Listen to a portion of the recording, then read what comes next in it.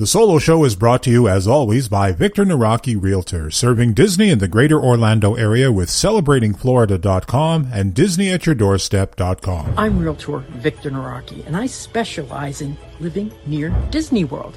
I work directly with you. I'm not a referral agent. A referral agent takes your name, takes your number, and then sells you to a random agent for a stake in that commission. When you call me, you get me, and I am there for you from the initial consultation through to closing and all the steps in between. You get me.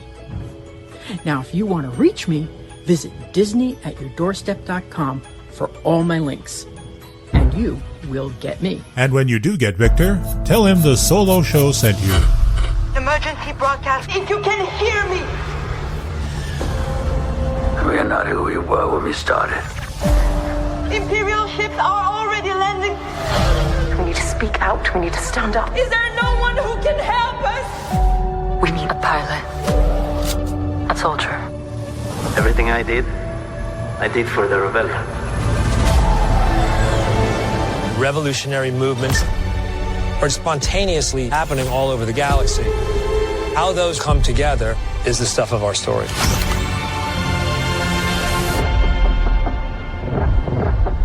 If season 1 laid the track, then season 2 is the juggernaut. The Empire cannot win. Well, they haven't won yet. We're building a real army. The rebellion's everywhere now. Galaxy of opportunities. The insurgents have weapons at this point.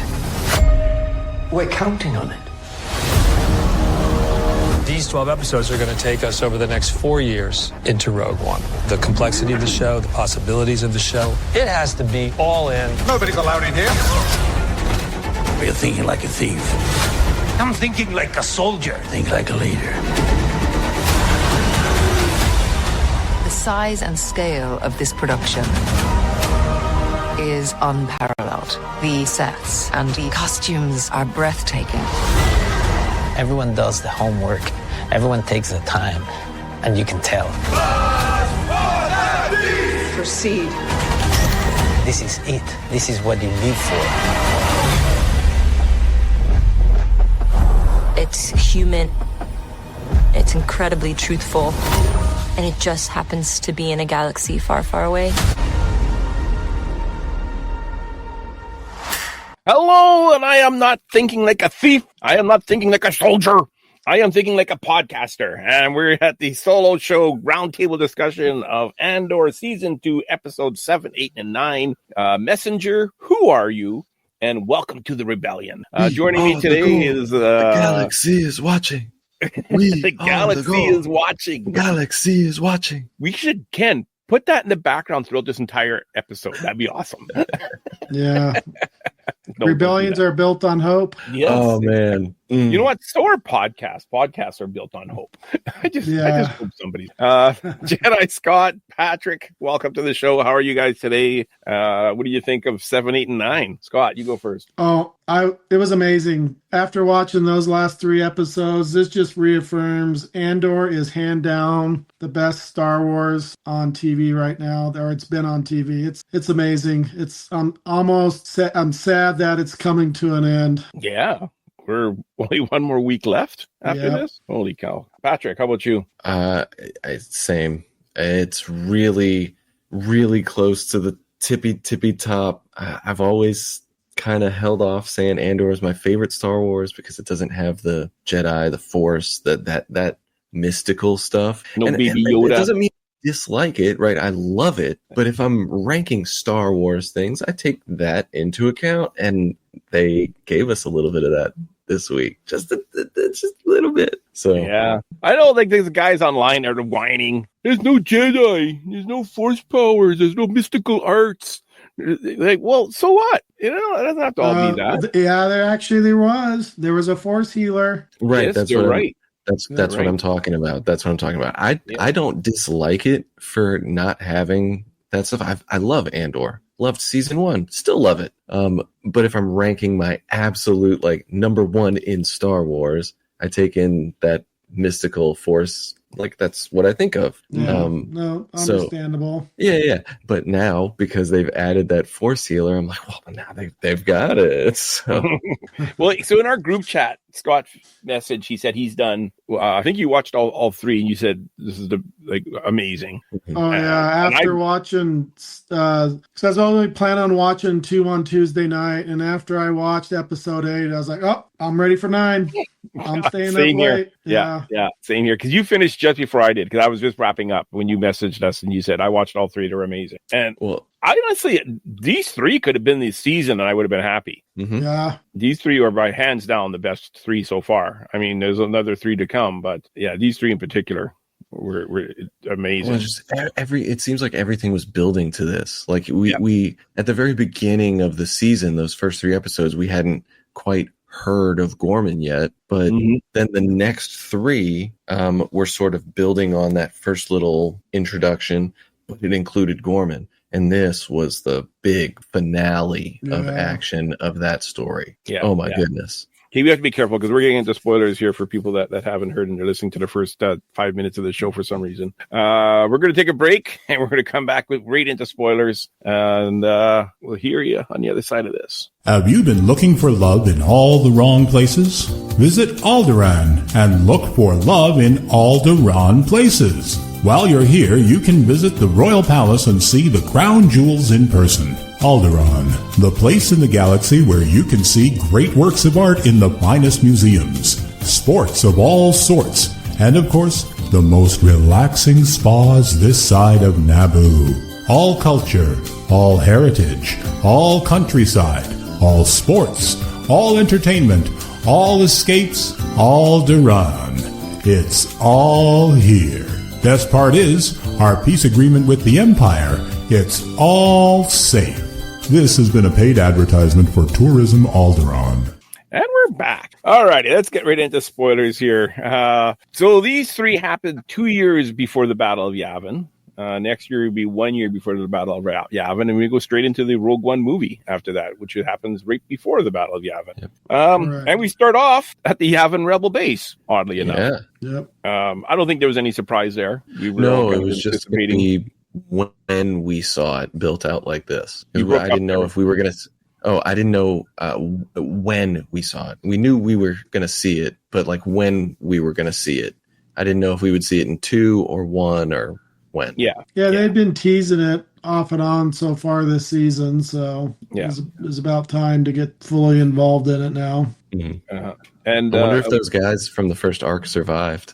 You know what? I was kind of looking when they were in the hangar of that temple or the pyramid. I was kind of looking around to see if I recognized any of them. I completely forgot about those guys. Yeah, the Lost Boys. Yeah, yeah. We didn't hear hide or tail of them. Interesting. Yeah. Mm-hmm. What was the point of them then? I think just to introduce us to Yavin. Oh, they had to feed the wildlife. That was a completely pointless mission. Yeah. And now they look back at that because there was no payoff on it. Oh my gosh, this show sucks. There was. Did you guys notice that one rebel when Val got the gun? Melchi. Yep. Yes. Yeah. I got that. I got that on my notes here.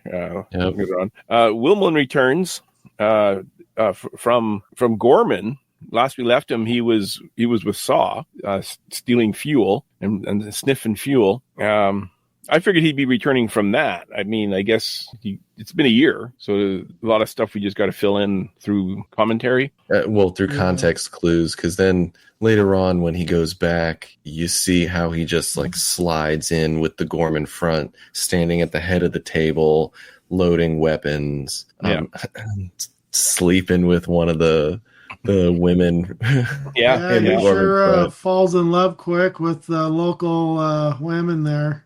Yeah. But lock up your daughters, hide your wives, because Wilmon's coming to town. but I think through context clues, going back on my second watch, you can sort of tell that the bombing that they're talking about at the beginning of the episode, I sort of interpreted it that Wilmon was the one who did that. Mm-hmm. Is that what you guys thought, or did you think that was also a false flag thing? No, I was thinking Wilmon was involved in that. Okay. Yeah. So Cass and Biggs are now living together on Yavin, They're basically not even with Luthen anymore at this point. Like, he's not really even working for Luthen anymore.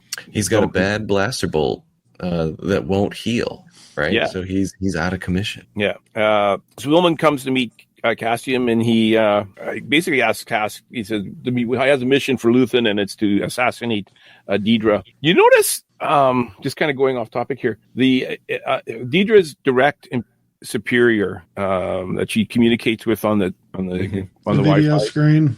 Yeah, he calls her Dedra all the time. Yeah. You notice that? I'm not sure if it's his accent or if that's like hinting that she's going to die. You're dead to me, or you're dead. I didn't pick up on that, but yeah, that you say it. Yeah. Anyway, so basically he wants Cass to assassinate Dedra. I don't know why Willman couldn't do that. He was on Gorman anyways. Like, why didn't he do that before he left? He says, "Oh yeah, the people see her walking around the street all the time. She comes out on her balcony. You're there. You have a gun. What do you?" The interaction between Cassian and Willman, Cassian kept on asking him, "So what mission? Talk to me about this." And where were you? Want to say nothing. Yeah, and where were you? Where were you? He kept asking, where were you? And Bix is like, he just got back. Give him a break. He goes, where were you? Like, yeah. He didn't want to tell me that Gorman, yet the mission is for him to go to Gorman. Like, he has to tell me eventually. Yeah. It felt weird. That whole part didn't make sense to me. We mentioned at the beginning there, the Force healer. So there's a Force healer on Yavin that fixes his shoulder. I didn't quite understand why we even needed this scene. Like, why did he have a sore shoulder, and why did he need a Force healer to fix it, and why did we need to see that? We missed an entire year of stuff. And this is what we see. I think that, Cassian's talk, like, the Force is around everything. It's how everybody has a little bit of it to a certain extent. That's kind of how I picked it, how we thought it was. It's no big deal. It's phony or whatever. And everybody goes into the Force and is able to get this and that. From what I gathered, and you probably know this more than I do, Patrick, is, Force healers, they don't have the full, like a Jedi, and Force healers are like one level like below the Jedi, and they consider them a Force healer instead of being Jedi. Yeah, the way that I watched this scene, especially the second time, really closely, just trying to take it all in. And the best way I can describe it is sort of like an Eastern medicine practitioner helping someone get some blocked chi or blocked energy flowing again, right? Like, something was wrong with one of Cassian's chakras, and he needed a guru to unlock that particular chakra, right? Like, that's kind of how I thought about it. He got a blaster bolt, and he's like angry, something's going on, he wants out, like, and then this Force healer came in and just sort of unknotted it. And when she says something to him, she says that you're different because you're creating as you go or something.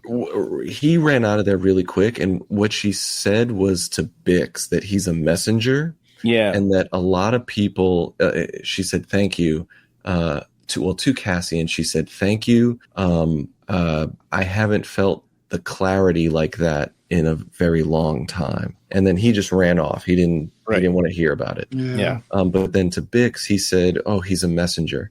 Many people go along and they may be bright, but there are some who go along and they collect and they build, and there's it seemed like she was saying there's something special about him. He is preparing for something that's big. To me, it felt like, well, the Star Wars fans are going to want some kind of Jedi presence, so we got to throw this in there. That's what it felt like to me, because it didn't add to the story, it didn't take away from the story, it didn't do anything to the story. I felt. And I think it was also that same sort of like Han Solo. I don't believe in this sort of hokey religion, right? This is that sort of like, Marva didn't like that stuff, so I'm not dealing with that. Yeah. And it was him again rejecting it. Mm-hmm. But Biggs, I think, also felt she must feel something. At least that's what she said. And that's why she left, because she knows that. Oh, sorry, I kind of jumped ahead. That's okay. Yeah. Well, and Cassian came out and said, it's all about luck. Mm-hmm. He's just been lucky. Yeah. Well, then that being said, with his shoulder, after that Force healer played around with his shoulder. His shoulder was fine. Yeah. So it did it did some work to it. Yeah. Whether he wanted to believe it or not, it did something to it. Mm-hmm. I don't know. Alrighty. So Cassian and Wilmon go to Gorman, and I love the scene of them arriving, and Cassian's just flying low, like as he was instructed to fly low. And Wilmon's freaking out. It reminds me of when I drive around the city with my mother-in-law. She's hanging on to that handle on the roof, and she has one hand on the dash, and I'm just driving like I always drive, and she's like, "You always drive like this." But that scene reminded me of Top Gun Maverick when they're going through the canyon. Okay. That's what that reminded me of. Well, speaking of scenes of like, why is it there? I was wondering like why they put that in there, showing that Cassian can scare Wilmon. I don't know. I just think it was cool. A cute scene. I think Star Wars has always had a bit of humor in it. I think it just adds a little bit of humor to it. Gotcha. You know what I mean? Mm-hmm. And so we mentioned it last week that when Cassian went to Gorman, that we thought that Cyril and Cassian were going to meet face to face. So that's the first thing I'm thinking is, okay, now they're going to meet face to face because they haven't. It's been like a season and a half, and they haven't really met face to face yet. So that's. Were you guys thinking the same thing? They had to. At some it was point. only a matter of time before they ran into each other. Yeah. So Cassian checks into that hotel, and then the old bellhop is now working the front desk. Last year he was a bellhop. Now he's working the front desk. I felt he was acting kind of weird, and it turns out it was for a reason. He's a rebel sympathizer, would we say, or full-on rebel? Yeah, I think he's. I love that scene, that interaction between the bellhop guy and Cassian. Yeah. Now Gorman is filled with media and news reporters from all over the galaxy, which is kind of what Luthen wanted. He was hoping that there'd be a good media presence there, and the Empire wanted that as well. Like they wanted and they both wanted for different reasons. And they both wanted for the same reasons, both the Empire and Luthen. They wanted the galaxy to see. Luthen wants to see how bad the Empire is, and the Empire wants to see how bad the Resistance can be, how bad the rebels can be. Well, and plus what I took out of it, that media was all Imperial driven. Yeah, it was their take on things, and the Gormans were the bad guys for doing what they're doing. Yeah, and you could feel like that Gorman's like a pot ready to boil, like it is. Yeah. It is something's going to happen. The other thing I really like too is I want to talk about a bit is the Gorman language. They did a great job creating a language, basically, or maybe it was just French and we don't know. But, but yeah, it was. It seems like a mixture of French and German somehow. That's what it seems like. Yeah, French. I heard it was French, German, and Italian all mixed together. Like that there's going to be Star Wars fans that are also really good at languages. They're going to be learning this language. These guys that speak Klingon. Definitely. Yeah. They're gonna learn this language. That's Patrick's chore for the week. You need to interpret all that, and I want you to bring it on the show next week. Without the subtitles. Yeah. So the Empire still has plans to mine Gorman until there's nothing left of the planet. They want to mine the Calcite. So Deidre is now stationed on Gorman, and along with Cyril. They're both together there. Deidre tells Cyril that they'll be leaving Gorman soon and to go home and pack, and they're going to be greatly rewarded. And he's kind of like, well, we didn't do anything. Like, what are we getting rewarded for? Like, he's totally lost in this. Yeah, but I think he's starting to read between the lines. Yeah. He's starting to. And then just like a psychopath, instead of giving an answer, Deidre just grabs Cyril and kisses him in like the most awkward on-screen kiss you've ever seen.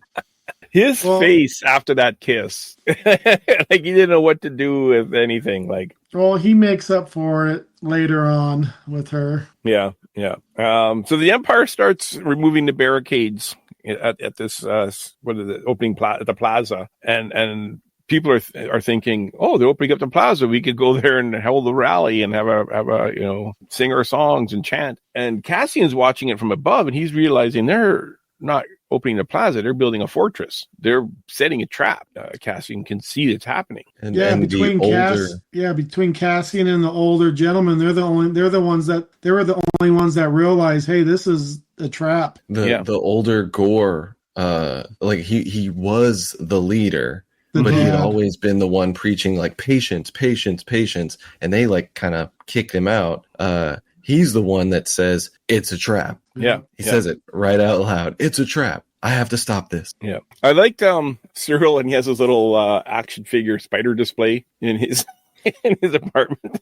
He's all proud of him. He's adjusting him and looking at him. I thought that was a cute little That'll scene. be at Bat 2 here probably in the next week or two. Yeah. If not yeah. there already. Yeah. Selling Can those somebody in either spiders. California or Florida pick me up a couple of Gorman spiders, please? Yeah.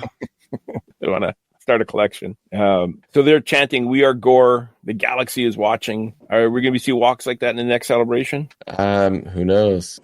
Oh yeah, we'll see it. Of course there'll be. We are Well, Gore. The galaxy is watching. Well, I mean, I would, yes, but the other big ones at Celebration revolve around a costume specifically, right? And this, it's like trench coats and looking French and berets. Berets. Like, You wear a beret. You have one of those fancy horns. Yeah. It looks like what did it look like? Like a fogger for bees. That's what it looked like. Yeah.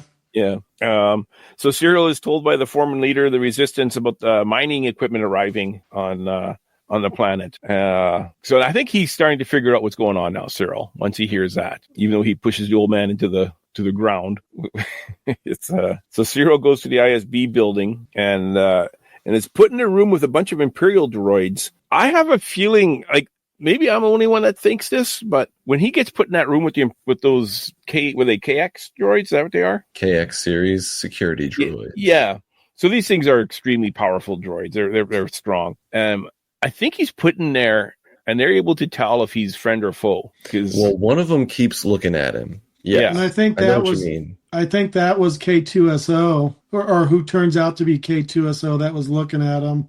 Well, I saw a Facebook post that somebody posted, and I guess there's two damaged. Yeah, the marks on the droid. Yeah, and it's the same droid that they end up getting. But I'm thinking like that's what I thought. Like, we'll put him in this room with these droids, and these droids will sense if they need to kill him or if he's one of us. Because they only kill people that are rebels. Oh, I think they were just in sentry mode at that point. That was like a safe zone, and they knocked on Cyril's door and said, "Hey, all Imperial employees, go to the office," and that's where it got placed, right? And it looked like it was a bunch of other Imperial employees and families, and that was like the safe room. And then he sneaks out right after that, right?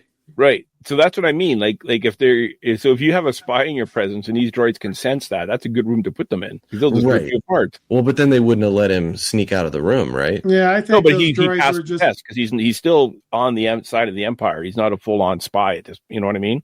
I just think those droids were in there because it was hidden away. Yeah, I like how the droids get to sit down and all the people have to stand. Now, Stan, would you try to move one of those droids out of the way? Yeah. Okay, hey, buddy. Knowing what they're about ready to do. Oh, come on! They must have a soft lap you can sit on. Yeah. I'll tell you what, that what you're talking about, Scott. Like that scene, quite terrifying. Oh, that was brutal. Yeah. Yeah. During the protest that they're having in the square there, a couple of guys are busting up the sidewalk for some reason. What was that about? I don't know. I noticed that. I wanted to see as well. I don't know. Yeah. It's just like these are the village idiots. Like this is this is a very special area for them. It's supposed to represent it's a monument from when the Grand Moff Tarkin killed 400 Gorman, and these guys are breaking it up. I didn't understand that. Yeah, I didn't get that either. If I ever get a chance to ask or hear a question, I hope it's, hey, what was that about? Yeah, that was one thing I just didn't get. Yeah, there's a couple of things I didn't quite get. So they kept chanting, "We are Gore, the galaxy is watching. We are Gore, the galaxy is watching," nonstop. And then the guy that was there when Cinta gets shot, I could have sworn he said he was a farmer. I called him a farmer anyway. He has the overalls and all that. So he starts singing the national anthem. Mm-hmm. I thought that was cool, and they all. Yeah, I think he did that because he knew tensions were rising, and I think to start singing would have started lowering the tensions a little bit. Yeah. And then Cyril bursts in and questions, in quotation marks, Deidre about the mining equipment. it's pretty rough with her. Mm-hmm. Yeah, when she says, "You're hurting me," in my mind, I was like, yeah, he's really mad. You're lucky his hands aren't around your throat. Now they are. Okay. Yeah. I think he left his fingerprints on her throat when he was done. Luckily, she's got her uniform is a high collar thing. Otherwise, she probably has bruises. Next day she goes to work. There. Yeah. So then, meanwhile, the Imperial soldiers are starting to move in on the Gore who are singing, and an Imperial sniper is ordered to shoot, and he shoots an Imperial guard, and now all heck breaks loose. Yep. And it's not pretty. It's like it's a riot now at this point. It's quite literally like the worst when we hear. I don't mean to like make it real or talk about a real thing, right? Like that's not why we're here. But when people talk about false flag operations and no, that wasn't a riot, that was this thing. Like that's what the Empire actually does in this show, right? Like they stoke the fire, they put everybody into a powder keg, and then they're the ones that light the fuse and actually harm people. But of course, yeah, then the Gorman front is in the crowd and people start shooting. But I think too is the Empire was shooting at random people, and I think too they put those inexperienced ISB agents out there that knew that they were trigger happy to begin with. Yeah. Oh, those were they're Green scared. They're Army. new. Yeah, that's what like Han Solo was in like a year or so when he like defects. Yeah. Well, like they got those backpacks on and they're bumping into each other when they're. And he says, can you handle these guys or whatever? Can you get them in shape? He goes, I don't think I can get these guys in shape in time for anything. And he goes, that's what we want. I mean, we'll do your best. And then the stormtroopers, cannon fodder, anyways. The stormtroopers are standing on these steps and they're shooting like as if they're shooting fish in a barrel. But do they not realize they're being shot back at? Like they don't take any cover whatsoever. No, my armor will protect me. It's made out of Beskar, they told me. Yeah. One shot, these stormtroopers are falling all around them, and they just keep on shooting. See, that's the thing I don't understand with stormtroopers. Why even bother to wear that armor? If you take a shot, you're essentially dead. Yeah, it's visuals. It's the scariness. Exactly. Yeah, but I would think they'd be able to move around just wearing regular clothes better and getting away. Yeah. But it's that fear factor, I guess, when you see them. Yeah, well, I think when they get hired, they tell them that this is armor, and they go, does the armor protect me from anything? Oh, yeah, it's made out of Beskar. You'll be fine. It deflects laser bolts. A lightsaber won't go through this. Oh, good. I'll wear it then. Well, they even make that joke in Rebels. There's, at some point, we meet an older Rex, right? And Rex infiltrates a base by wearing stormtrooper armor, and he gets hit by something, and he goes, "Oh, this armor's useless," And he's like, "Yeah, exactly." So Val gets hit. Suspenders guy gets hit. They're both down. Then the Empire releases the KO droids, and they just start throwing people around, like literally throwing people around. As soon as they walk out, earlier in the episode, just like to set the stage for people who don't remember it, there were multiple of those rookies using like machinery to move some of those barricades in the square. And as soon as a KX droid comes out, first thing he does is he kicks it and takes out multiple people while doing it. Yeah. Like, oh. And he kicks it like about 100 meters. Yeah. They were just picking people up and throwing them 30 yards. Yeah. So it's a complete massacre. Yeah. And Cyril is just standing in the middle of this kind of dumbstruck. Like he's just kind of looking around. I'm not sure if he's just in shock or he's not believing his eyes or what, until he spots Cassian. Then now he knows his new mission. I gotta get this guy. And Cyril put up a good fight with Cassian. Like, you would think Cass could, take this guy out pretty quick. That's what I thought. I thought that would be easy work for Cassian, and it was easy work when it was a even fight. But Cyril blindsided him and like hit his head really hard at the very beginning. But as soon as Cassian starts to come to, he starts kicking Cyril's butt, and then again there's the grenade. Like he's about to take Cyril out. And then there's a grenade, and he has to jump out of the way. Yeah, and explosion. Then Right. And then there's the mass of blaster bolts coming, and Cassian has to hide, and Cyril just like happens to get up and grab the gun. And so like at no point when it was an even fight was Cassian ever going to lose. Cyril had all the advantages. Yeah. His luck ran out is what you're saying. Oh yeah. He says, I'm lucky, but my luck's running out. His luck ran out there. And then we get the line, "Who are you?" Yeah. Cyril. Did you notice that he was dropping the gun? Yeah. Yeah, because he was kind of like shocked that he didn't. Like, he goes, "Me, you don't know who I am. I've known you for years." At that point, like up until he saw Cassian, I thought Cyril was going to defect and become a rebel. Like up until that moment, and then they start fighting. I'm like, okay, well, I guess he doubled down. He loves his lady. But then, I think he knows that Cassian is like the linchpin that started this whole adventure with Cyril. But the "who are you?" I think maybe made Cyril think, oh, it's not personal.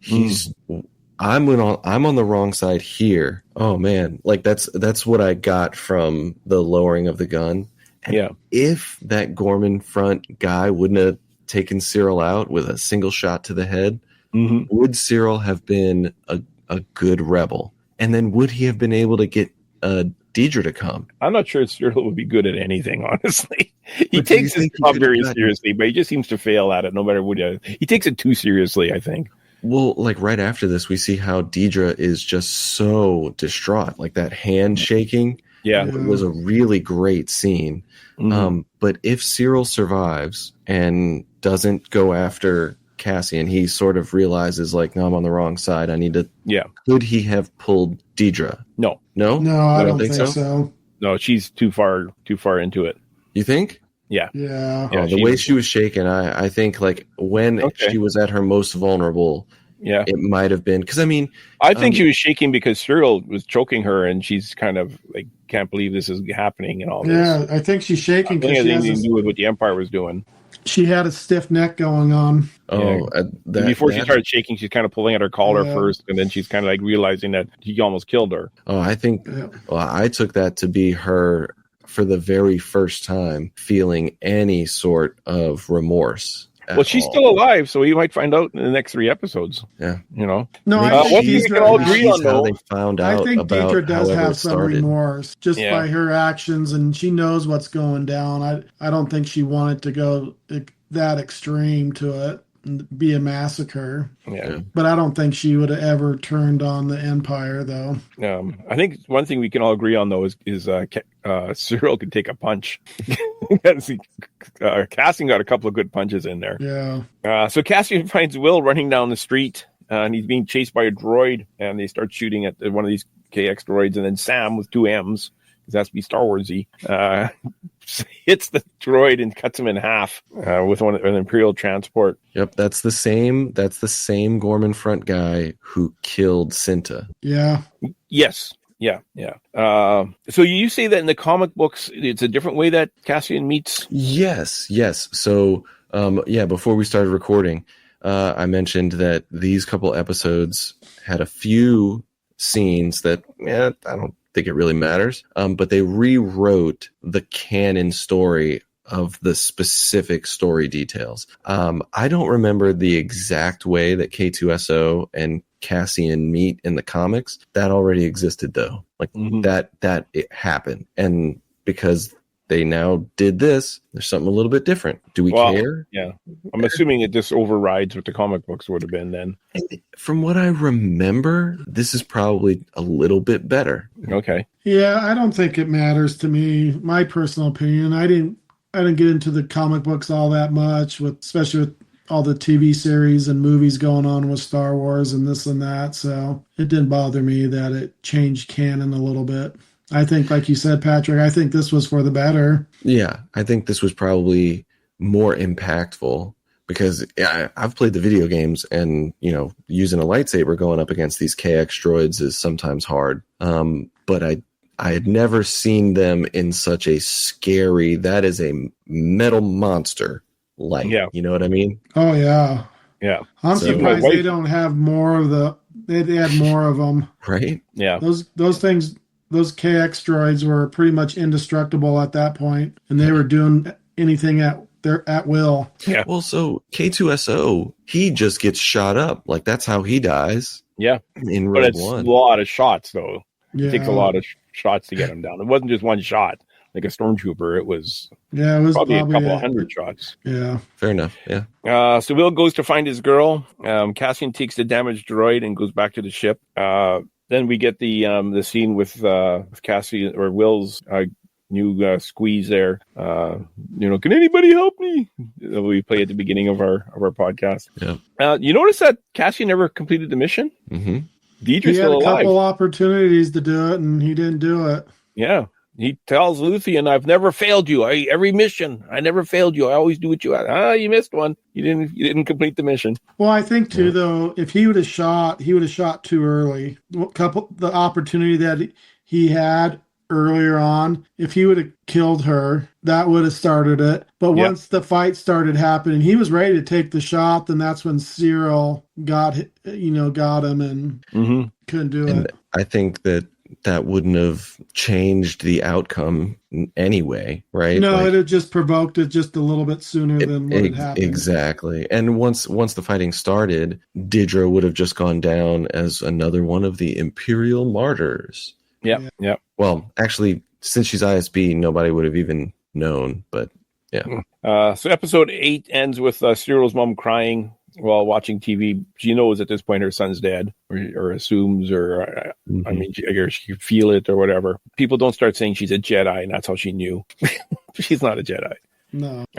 Then the senator from Gorman gets arrested for basically no reason other than being the senator of Gorman and to create more propaganda. Is there a better word? To cause the drama. Yeah. So Mon Mothma and Bail Organa. Okay, now this time with the proper lighting, I could see that this actor playing Bail is a bit off-putting for me. Last week I didn't really care for that little cameo, but this time around it was a little bit almost bothersome. He's definitely not Jimmy Smits. Yeah. Right? Exactly. Yeah. Especially when you see Jimmy Smits before in other stuff, and I don't understand how he couldn't be in it. I guess I get it. His schedule was busy, but this is actually a fairly big role for him. Yeah. I mean, you have to realize, too, that we had the writer's strike, we had the actor's strike, so everything is pushed back. So he probably was originally scheduled to do this, but then he has prior commitments that he's now pleading. I could see it, I guess. Yeah. And the problem with recasting, I mean, in the case of Ahsoka, that's different, right? There's a reason. But in this case, recasting, it's really difficult because there's like very subtle mannerisms, right? Like the reason that Rogue One, in my opinion, worked so well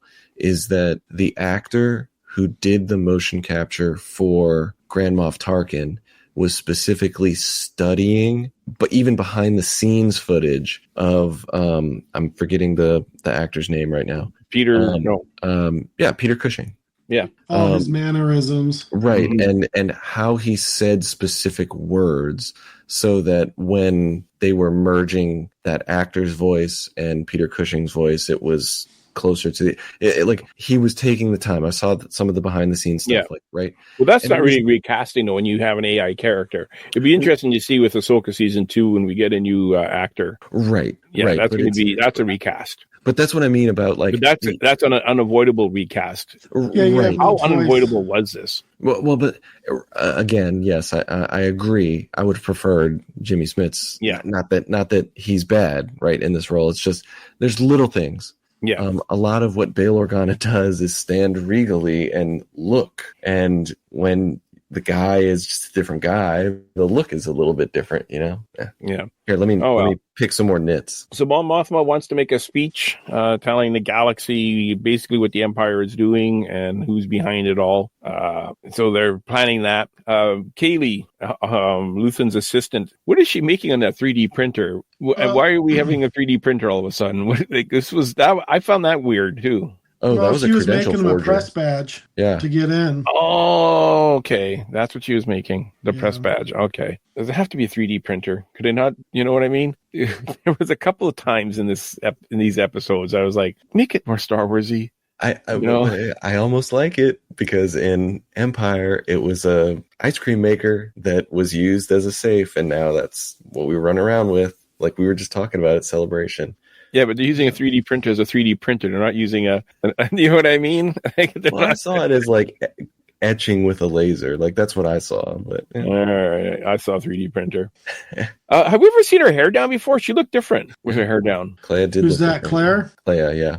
Yeah. Anyways, so Andor tells Claire that he's done. He's to tell Luthen I'm done. And she doesn't really respond to it other than okay. You know what I mean? Really? Yeah. Like, oh, really? You think so? You know, Luthen, I'm sure would have more choice words if he told Luthen to his face, I'm done. You know. Mm-hmm. Mon Mothma's assistant finds a bug in her office, and so she has to go out to the plaza. Was there really a bug, or did he want her to go to the plaza so Luthen can find her? No, there was a bug. Yeah, there was a bug because the Empire was listening. Yeah, the ISB. Yeah. I think at that point, Mon should have never crushed it and just went outside anyways, and it would never threw the red flag up. But yeah, it was a bug, and she crushed it, and the ISB knows something's going on. Yeah. Keep an eye on this one. Yeah. So she goes to work on her plaza, and Luthen, finds her because her assistant told her where she is. But wasn't like earlier in the season, Cassian was really worried about public spaces. Remember, Bix wanted to go for a walk. We'll go for a walk in the park. She goes, we'll go to the big park because there's cameras there. We can't go where there's cameras. There's cameras everywhere. We have to be careful. And then she goes out in the plaza and starts practicing her speech. What happened? There's cameras everywhere. I think she's worried about people hearing it, quite literally just hearing it. You can see her walking around talking, like that's fine. But the words themselves, that's what I think they were worried about. Because the Senate's not going to let Mon Mothma go up and speak. That's what she was talking with Bail about, was like how they're going to get it done. Yeah. So anyways, Luthen tells her, don't trust Bail's people. I have it on good authority that they're going to arrest you. They're working for the ISB. I'll send somebody that will help you. He'll tell you. I have friends everywhere. That's how you'll know who it is. And she doesn't trust Luthen, and I can't blame her. I mean, he had her friend killed the first second he suspected. She just found out her assistant was a spy too. Mm-hmm. For the last 2 years. Yeah. She goes back to her office after this conversation and asks Erskine, how long, right after this thing. So 2 years. Yeah. I was always just trying to protect you. Mm-hmm. You are dismissed. She just fires him. Well, she doesn't trust Luthen at all. Yeah. She in her mind, Luthen will kill anybody, and she's not wrong. Anyone that's going to get in his way or anyone that could potentially point a finger at him, he's going to knock him off. That's what she talks to Luthen about, is like, oh, you remember my friend Tay Kolma? How quickly you turned on him. Yeah. So you're saying I can't give the speech, or I can't go with Bail's people because they'll arrest me? Does that mean that I'm too big of a risk? Or what are you going to do? Like, she's essentially saying, are you going to kill me? Yeah. Right? Yeah. Erskine, you've got him right next to me. You could kill me at any second with him, right? Mm-hmm. Like, that's what she's afraid of. And rightfully so. Well, Mon probably doesn't realize, too, how many times did he protect her that she don't even know about. And he tried to explain that to her. Mm-hmm. Yeah. You have to have people around that you don't know. Now, I don't know if you guys noticed. Did you guys watch the Rebels episode after? I haven't. I meant to, but I never did. Did you watch it? I did, yeah. I watched it right before we got on. So Erskine is that same character that we're talking about, the assistant, is in that Rebels episode as well. Yeah. So, which one is it? That's It's season 3, episode 18. Yeah, there you go. Yeah. Like I said, I just got done watching it. Yeah. So Luthen wants Andor to take Mon to the Yavin base right after she's done her speech. So he was out after the Deidre one, but now he's back in again to do one more. I'll do one more. Okay, fine. I'll do one more. So Bail and Mon meet before the Senate meeting, and he tells Mon next year in Yavin, we'll meet up again. He says, do you think he's going to do something stupid in the next 3 episodes, and that's why Andor becomes a target? I mean, other than it being in A New Hope, because we mentioned that last week, that we think that Bail is going to do something that's going to anger the Empire. I have my speculation in my head. I don't necessarily want to put it all out there, but that's kind of what this is for, right? Mm-hmm. We know that in episode 4, when Vader attacks the consularship, I'm a member of the Imperial Senate. Right, like that's what Leia says. Yeah. Right. Well, she's not the senator from Alderaan right now, right? Yeah. And to BBY, she's not the senator. It's Bail, Her stepdad, right? her adopted father, right. So I'm wondering, which she thinks is her real father.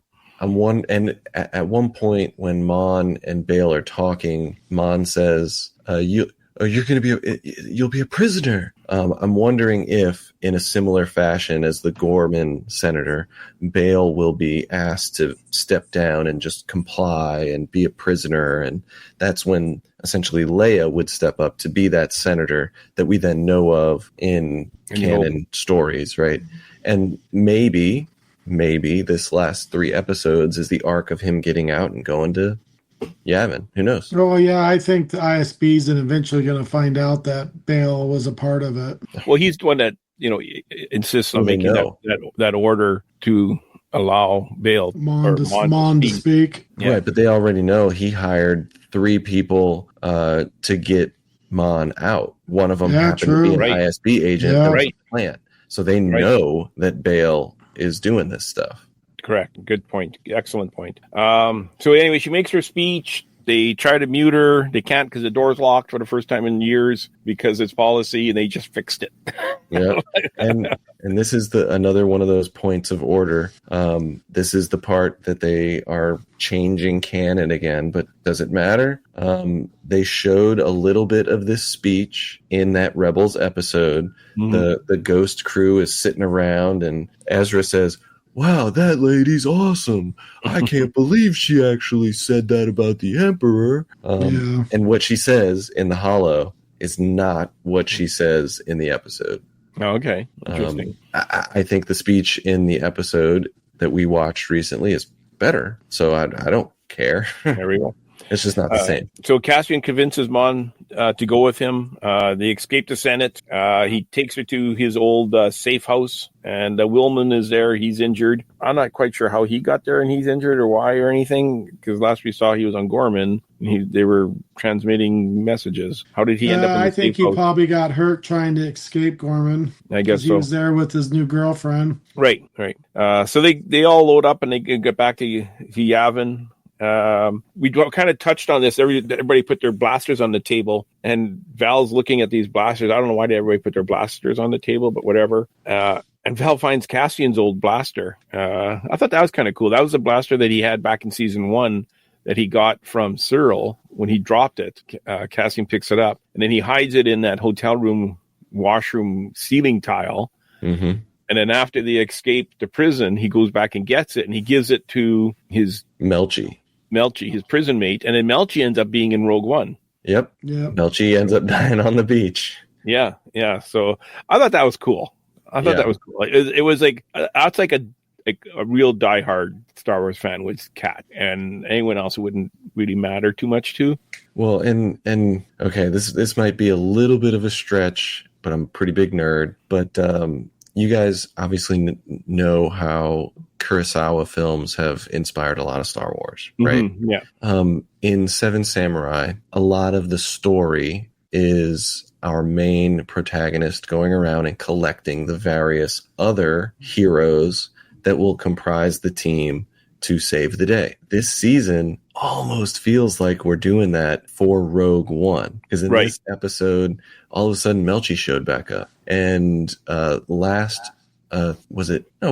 we saw him just in this one was the general of Gold Squadron. Mm-hmm. He's in Rogue One. He's the one that orders the hit on what's her name's dad. Jyn Erso's dad. Jyn Erso, yeah. That's the general who orders that. So, like, he's there. We got K2SO now. We're starting to gather the team, right? Mon is going to the play. Like, we're starting to get the team together.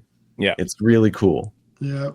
So Cassian arrives at Yavin with the broken KX droid, Mon and Will's new squeeze. Cassian tells Bix he wants out of the rebellion. They go to bed. He wakes up and Bix is gone.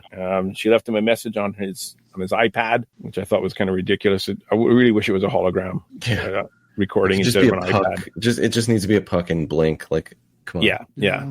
I thought that was just bad. What happened to the fuzzy blue hologram messages in Star Wars? Come on. Hey, and here's the thing. I'm cool with the pads, the way that they use them in the first episode. Actually, how it you use it as a touch screen, it interfaces, it does this thing, and then you can just take it from place to place.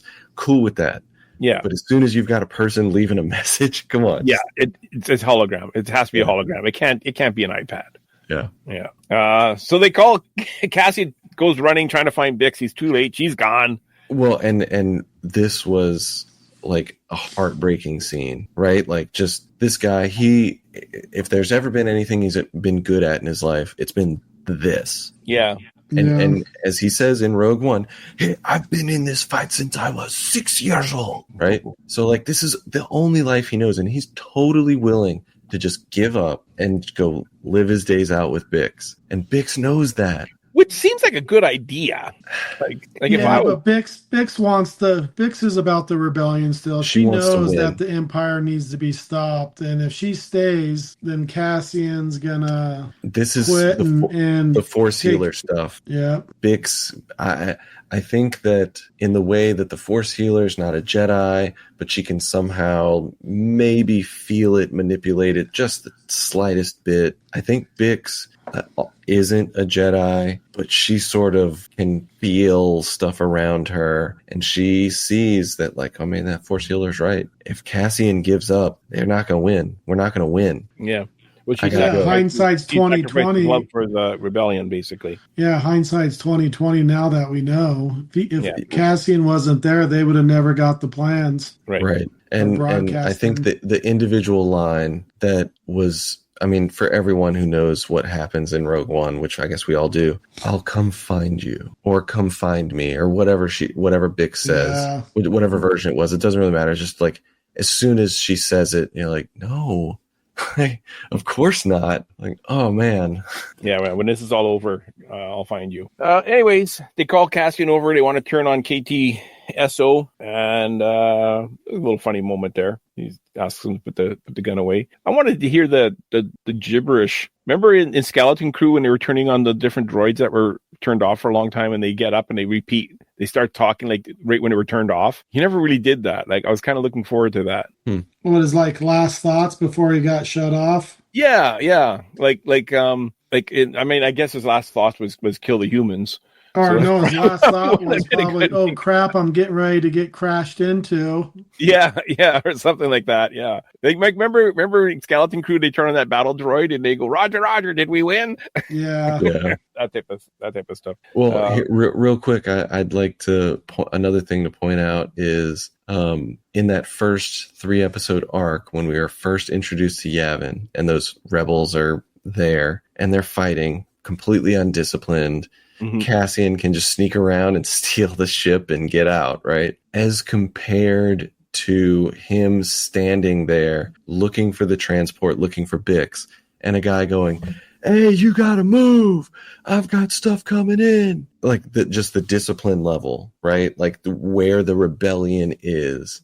It was just that was a really cool juxtaposition, a really cool parallel to see they've come a very long way in 3 years. Yeah, they're pretty much they're well organized at this point. Yeah. I even noticed on my second watch through when Cassian is talking to that general and the general says, Gold Squadron will transfer Mon Mothma to whatever. Mm-hmm. In the background, as they're doing all the sparking and fixing things, there's an X-Wing that is straight up gold. You're like, oh man, this is cool. I was looking to see if there was going to be a Red 5 X-Wing anywhere around there.